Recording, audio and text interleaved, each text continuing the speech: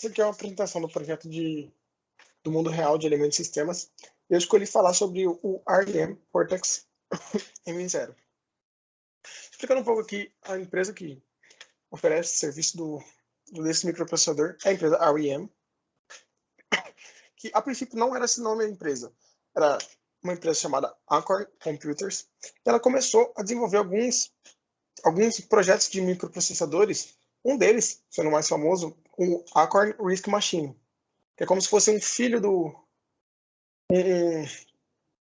um avô do ARM de hoje, que era o início ali das estruturas para esse tipo de processamento. Conforme essa empresa foi produzindo seus microprocessadores, ela foi acabando sendo notada por empresas maiores, como principalmente a Apple, que em 1986, a fim de pesquisa, que eles queriam criar, no caso, que na época não era conhecido ainda, que ele não tinha sido inventado, mas que hoje em dia a gente conheceria como tablet. Então ela começou a usar esses microprocessadores dessa empresa para criar esse tipo de tablet. E, inclusive, após um tempo, a Apple, junto com a empresa, essa Acorn, junto com a VLSI, se juntaram, criando a empresa que a gente conhece hoje, a ARM. O novo produto que eles desenvolveram, também que é já uma geração depois, esse Advanced RISC Machine, que logo depois viram nossos processadores ARM. Foi uma junção dessas três empresas para criar essa outra empresa que, a princípio, ela produzia os microprocessadores, porém parou. E uma das coisas que começaram a acontecer foi eles não produziam mais os microprocessadores. Foi, no caso, uma revolução no tipo de mercado, onde eles vendiam apenas a arquitetura, o design e a maneira como era feita. Sendo, para cada empresa que adquiria esse produto, eles não adquiriam o microprocessador em si. Eles adquiriam projeto, a arquitetura ou a licença para poder utilizar. Então, cada empresa que adquirisse, eles eram as pessoas responsáveis por produzir o microprocessador físico. Eles só tinham a ideia ali e o projeto.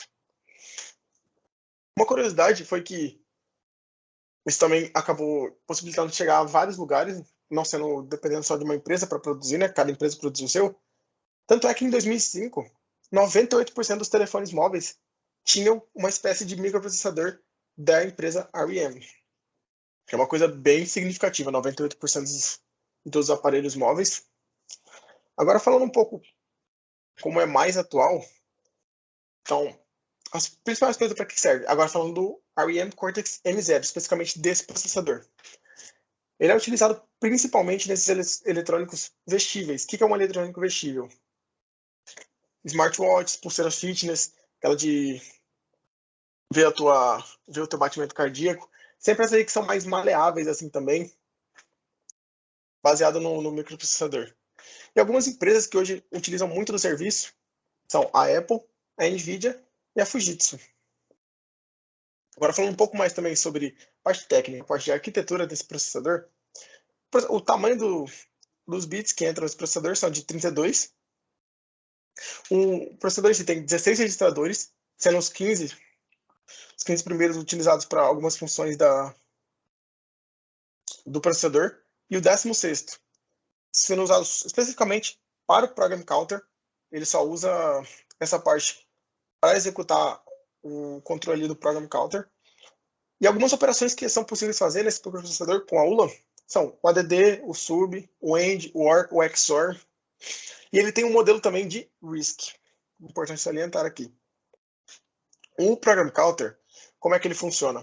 Nesse caso específico aí, desse processador, ele funciona à base de instruções. Sempre que entra alguma instrução, ele analisa. No caso, se a instrução que entrou no registrador 15, que é o registrador responsável por fazer esse controle do Program Counter, ele vai definir pelo bit 0. O bit 0 seria o quê? O primeiro bit ali, bit mais significativo. No caso, então ele vai decidir. Se ele for 1, ele vai executar o Program Counter. Se for 0, o Program Counter não vai ser executado. Falando um pouco também da memória, os acessos à memória são restritos a 2, basicamente. Um de leitura e um de escrita. Ou ele vai só ler o que tem na memória, ou ele vai escrever por cima. E não é possível escrever direto na memória. Você tem que sempre escrever em registradores e depois do registrador mandar os valores para escrever na memória. Isso lembra um pouco também a Z01, que a gente viu em aula, que seguia mais ou menos esses moldes. Passava pela uma ULA, ela saía como um resultado, gravava em algum registrador, sendo A ou D, para depois você fazer algumas outras operações e daí você poder sobrescrever a memória e ter ali o valor que você queria. Falando um pouco também das instruções, as instruções são de dois tipos. Instruções de memória, onde você vai, de alguma forma, ver uma parte da memória, você vai poder ter instruções que vão poder desencadear e mudar alguma coisa da memória, ou instruções de no-op, que são muito utilizadas quando tem algum jump.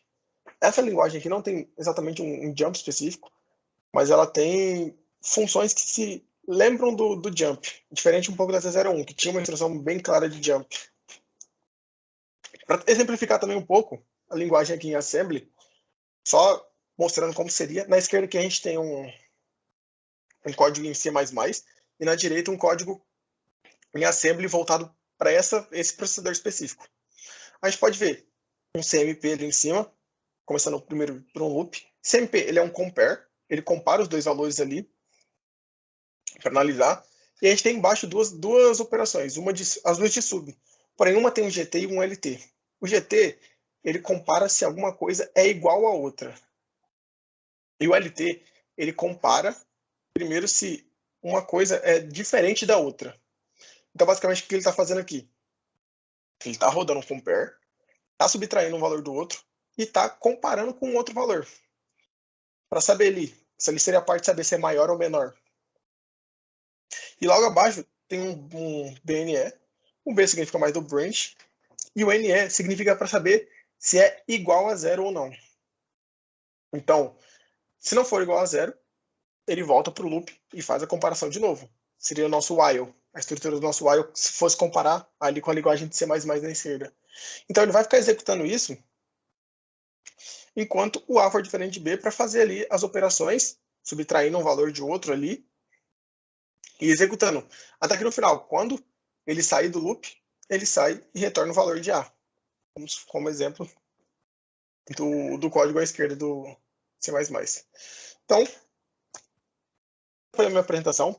Apresentei aqui para vocês o REM Cortex M0. Apresentei um pouco da estrutura, programação na prática ali também. E espero ter sanado todas as dúvidas.